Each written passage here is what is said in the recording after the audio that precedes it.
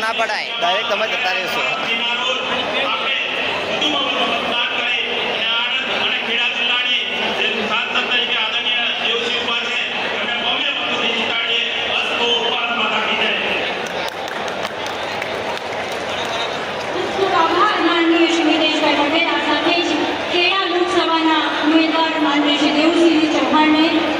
મંચસ્થ મહાનુભાવોનું સ્વાગત સાથે એમના ખૂબ સ્વાગત સાથે ઉદ્બોધન માટે મંજૂરી નક્કી કરી છે.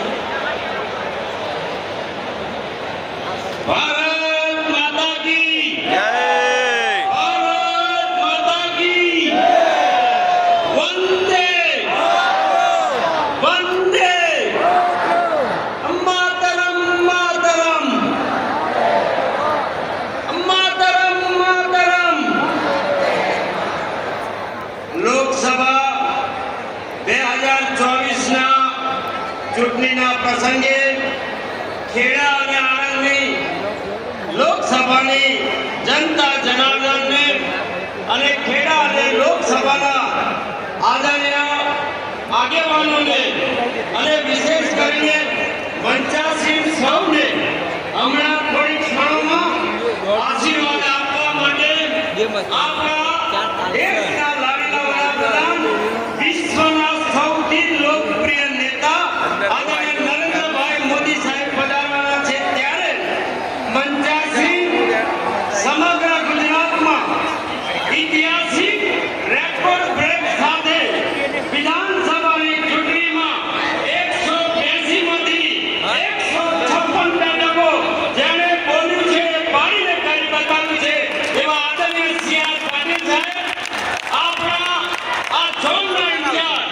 ગુજરાત પ્રદેશ ભારતીય જનતા પાર્ટીના ઉપાધ્યક્ષ, ગુજરાતના પૂર્વ મુખ્યમંત્રી આદરણીય ગોરધનભાઈ ઝડફિયા સાહેબ, આ ટ્રસ્ટના ઇન્ચાર્જ, આપણા સૌના માર્ગદર્શક આદરણીય નરહરિભાઈ અમીન પટેલ સાહેબ, ઉપસ્થિત મંચાસીન સૌ મહાનુભાવો અને આપણા લાડીના ઉમેદવાર, આણંદના લોકસભાના ઉમેદવાર ભાઈ શ્રી નિતેશભાઈ, ખંભાતના પેટા ચૂંટણીના વિધાનસભાના ઉમેદવાર ભાઈ શ્રી ચિરાગભાઈ પટેલજી, મંચાસીન સૌ સન્માનીય ધારાસભ્યશ્રીઓ, આપણા જિલ્લાના બંને જિલ્લાના લોકસભાના સૌ ઇન્ચાર્જશ્રીઓ, સૌ મહાનુભાવ, આપ સૌ થોડી ક્ષણોમાં દેશના યશસ્વી તપસ્વી પ્રધાનમંત્રી આપણી વચ્ચે આવવાના છે ત્યારે વધારે સમય નથી.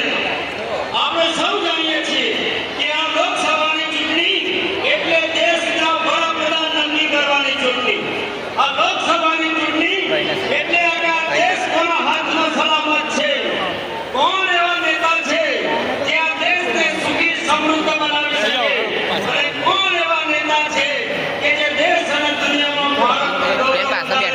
ભારતનું ગૌરવ વધારે. તો આ તમામ પ્રશ્નોની બાબતમાં વિચાર કરીને જો સૌ મતદાતાઓ વિચારીએ તો આપણી નજર સમક્ષ વિશ્વનો સૌથી લોકપ્રિય ચહેરો એકમાત્ર નરેન્દ્રભાઈ મોદી સાહેબનો આવે છે.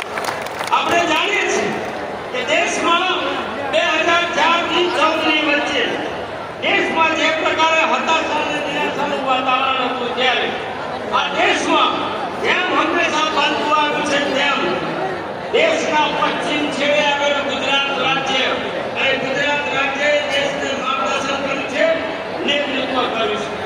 આ દેશમાં સ્વતંત્રતાની લડાઈ હતી ત્યારે મહાત્મા ગાંધીએ નેતૃત્વ કર્યું. આ એવી જ રીતે આ દેશમાં જ્યારે સ્વતંત્રતા પછી સૌથી મોટો પડકાર આ દેશને એક અને અખંડિત રાખવાનો હતો ત્યારે આ ભૂમિના સરદાર પટેલ સાહેબે દેશમાં નેતૃત્વ કર્યું અને દેશને એક બનાવ્યો. દેશના આઝાદીના 7 દાયકા પછી દેશને સ્વરાજ તો મળી ગયું, સુરાજ્યની જરૂર હતી, સુશાસનની જરૂર હતી. ત્યારે આ દેશમાં ફરીથી એક ગુજરાતની ભૂમિ પર ગુજરાતના પનોતા પુત્ર મુખ્યમંત્રી તરીકે 13 વર્ષ સુધી શાસન કરનાર નરેન્દ્રભાઈ મોદી સાહેબમાં આશા દેખાઈ અને 2014માં આદરણીય મોદી સાહેબને નેતૃત્વમાં આ દેશની જનતા સમક્ષ આપણે 272 બેઠકો માંગી હતી કે ભારતીય જનતા પાર્ટીને 272 બેઠકો આપો, અને આ દેશે મોદી સાહેબના નામ અને કામના વિશ્વાસના કારણે એકલા હાથે સરકાર બનાવી શકાય. 30 વર્ષ પછી TR પ્રચંડ જન સમર્થન સાથે ભારતીય જનતા પાર્ટીને 282 બેઠકો આપી, અને જે આશા સાથે મતદાન કર્યું હતું 5 વર્ષ સુધી દેશમાં આદરણીય મોદી સાહેબનું શાસન દેશની જનતાએ જોયું. એ આશાનો વિશ્વાસ મળ્યો. 5 વર્ષના શાસન પછી દેશમાં આપણે ભારતીય જનતા પાર્ટીના કાર્યકર્તાઓ, આગેવાનો જનતા સમક્ષ આ દેશમાં ભારતીય જનતા પાર્ટીની 300 બેઠક આવે એ માટેના પ્રયત્નો કર્યા અને દેશ સમક્ષ સમર્થન માંગ્યું. ત્યારે આ દેશની જનતાએ આપણને 303 બેઠક આપી અને 303 બેઠક આપીને પ્રચંડ સમર્થન કર્યું. અને આજે 2024માં 10 વર્ષના શાસનકાળ પછી જે આશા, જે વિશ્વાસ એ હવે મોદીની ગેરંટી બનીને આવી છે. 2024માં મોદી સાહેબની ગેરંટીના આધારે ભારતીય જનતા પાર્ટીને 370 બેઠકો અને એનડીએને 400 થી પણ વધારે બેઠક મળવાની છે. ત્યારે આપણે સૌ સાથે મળીને મતદાન કરીએ. આપણે જાણીએ છીએ કે દેશમાં કેવી હાલત હતી. એક બે નાના ઉદાહરણ આપીશ. આ દેશનું એવું કોઈ મોટું શહેર બાકી નહોતું કે જ્યાં બોમ્બ ધડાકા નહોતા. સરકાર નબળી હોય ત્યારે કોઈ પણ કાંકરી ચાલુ કરી શકે. આપણે જાણીએ છીએ કે આપણા મોટા નગરોમાં દરેક બસ સ્ટેન્ડ હોય, રેલવે સ્ટેશન હોય, બસમાં બેસો, રેલવે સ્ટેશનમાં બેસો તો મોટા મોટા બોર્ડ લગાવેલા હતા, અજાણી વસ્તુને અડવું નહીં, બોમ્બ હોઈ શકે છે. અને દેશમાં 2014 થી નરેન્દ્રભાઈ મોદી સાહેબનું શાસન આવ્યું. આ 10 વર્ષના ગાળામાં એક પણ ચક્રું ફરકી ન શકે. બોર્ડની વાત તો દૂર રહી એવા મક્કમ નેતા, મજબૂત નેતા આપણને નરેન્દ્રભાઈ મોદી સાહેબે સાધન છેલ્લા 10 વર્ષમાં જે ગરીબ કલ્યાણનું કામ થયું છે, સામાજિક આર્થિક પરિવર્તનનું કામ થયું છે, દુનિયાના દેશોએ પણ નોંધ લીધી છે કે કોવિડ જેવા 2 વર્ષ મહામારીના હોવા છતાં આ 10 વર્ષના કાળમાં 25 કરોડ ગરીબ લોકો ગરીબી રેખામાંથી બહાર આવ્યા છે. ગરીબને ઘર મળ્યું, વીજળી મળી, પાણી મળ્યું, શૌચાલય મળ્યું અને ગરીબને રક્ષણ માટે, આરોગ્યની સુરક્ષા માટે, જન આરોગ્યની સુરક્ષા માટે હિન્દુસ્તાનના ઇતિહાસમાં 55 કરોડ લોકોને આવરી લેતું આયુષ્યમાન ભારત કાર્ડની યોજના કરીને ગરીબ मोदी से इतना पूछते हैं हैरान ना करो भाई, બાળકોને હેરાન ના કરો,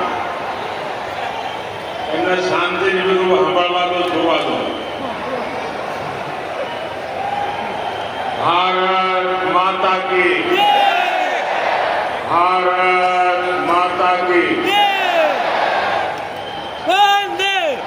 હું ગુજરાતમાં